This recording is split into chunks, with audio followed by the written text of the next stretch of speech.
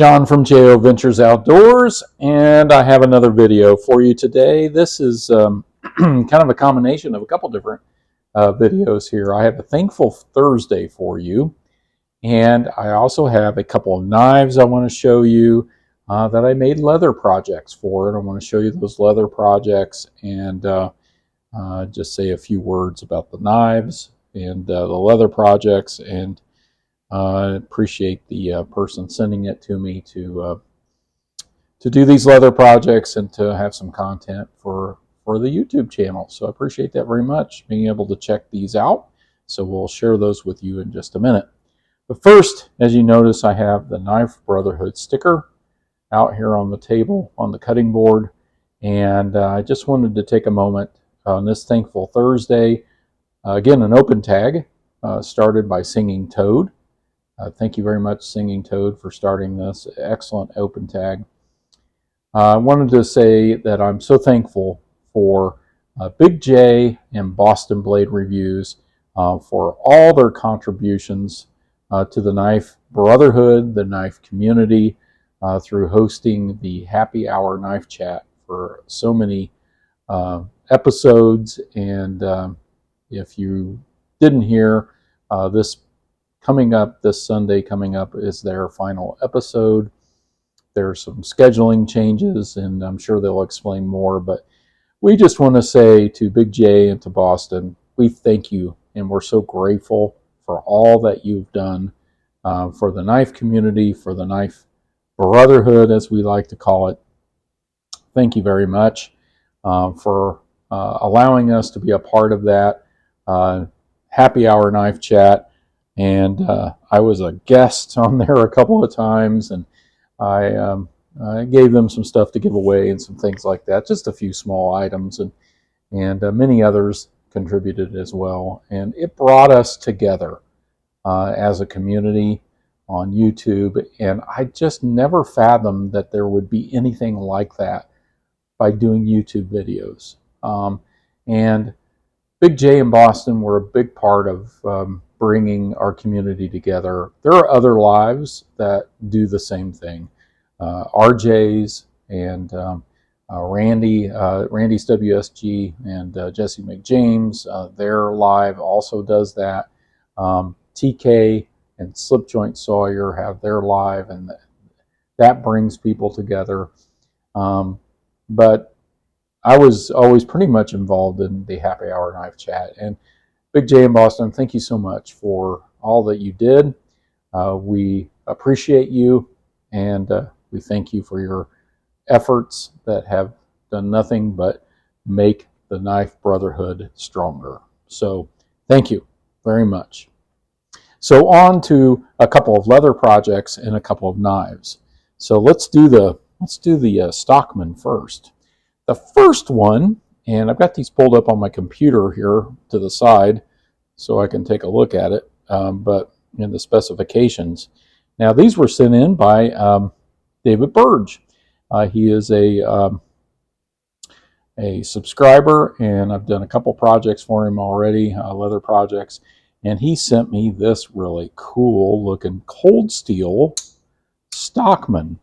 And I think the official name is the Cold Steel Gentleman Stockman Folding Knife.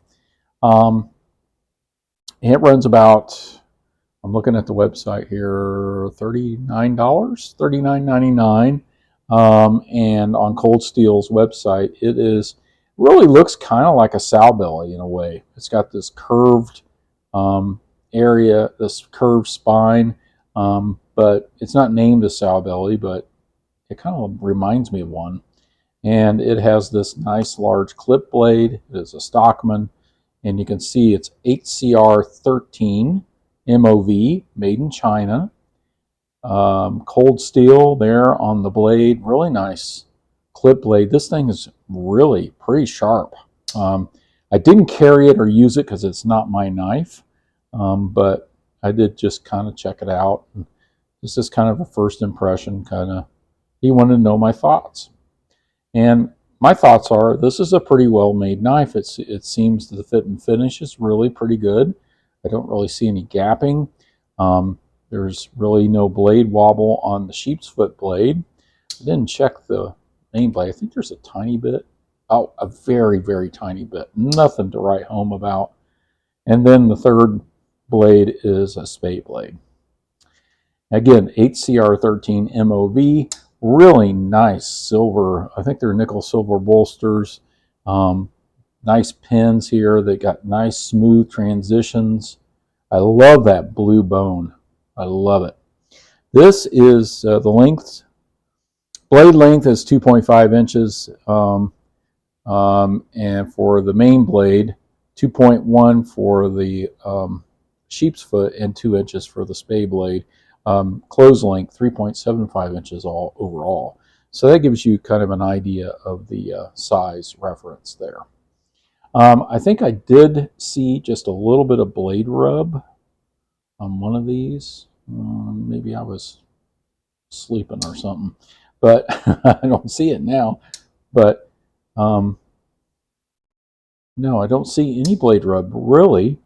And this is pretty nice. Now, $40.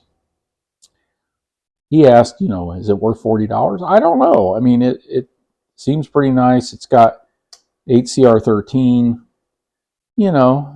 That's inexpensive steel. This is a beautiful knife, and I think it wouldn't be bad. Would I like it if it was just a tad cheaper? Yes. Just a little less would probably be good, but who am I, to judge that? I'm no expert. So anyway, so he wanted a slip for it, so I made this slip for him. And I think it complements the blue really nicely with that light blue stitching. And there's a new maker's mark. Compliments of Walter, handcrafted by J.O. Kept it real simple. So there's that one. The next one is super cool. The knife does have a little bit of an issue, and I'll explain that. But this is the Rough Rider Desert Fox series Folding Hunter. So let me get the information pulled up on this one. And the website's giving me trouble. Okay, this is the Folding Hunter, Rough Rider Folding Desert Fox Folding Hunter. And what's the number? It's 2307. 2307. Get that up there for you. 2307, made in China. 440A stainless steel liner lock. Very solid. Very solid. Very slight amount of side to side, but not much. Half stop. And you can see the issue. There's one issue. It doesn't close all the way. Look at that. The liner lock, I think, is pushing it to the side. So I tried, with his permission, with Dave's permission. Again, Dave Burge sent me this to make a sheath for it. This is about a $15 knife on Smoky Mountain Knife Works. May vary depending on where you get it, I guess. But so what I did was I cleaned it real good with hot water and soap and oiled the pivot. And it's operating a little better when I did that. But you still want to make sure that it closes all the way. And I told Dave that. You can see there's a tiny bit of gapping right up here. I don't know if that's the culprit, but the rest of it looks really cool. This is a cool looking knife. It's very big, 5.25 inches, close length. And this blade, I can get my ruler. What is it? 3.5 inch cutting edge. So pretty big knife. Pretty big knife. Hard to carry this in your pocket. So I made a belt sheath for it. And this is out of 8-ounce leather. I got the JO with the flag on the back of this one. This is dark brown with black stitching with a antique bronze snap. And this is pretty sweet. It goes right down in there. And there you go. So I think it turned out pretty decent. Every piece of leather has its own characteristics, its own character, and this one does. And then you just grab that thing right out of there. There you go. It's breaking in. It was a little tight at first, but it's breaking in nicely. I think this is going to work out really great for him. So there is the leather projects. Once again, thank you to Singing Toad for the Thankful Thursday open tag. We appreciate you, my friend. Congratulations on 1K recently, hitting 1K subscribers. And thank you to David Burge for sending me these knives. David also writes articles for an El Paso new website, I believe it is. And I'll try to put a link to his recent article in the description down below. And he watches YouTube and is watching several of our channels, I believe, and also on Instagram. So thank you to David, and thank you to Big J, in Boston, and the rest of the Brotherhood. Thank you so much for having such a great community and supporting each other. And I thank you all for watching.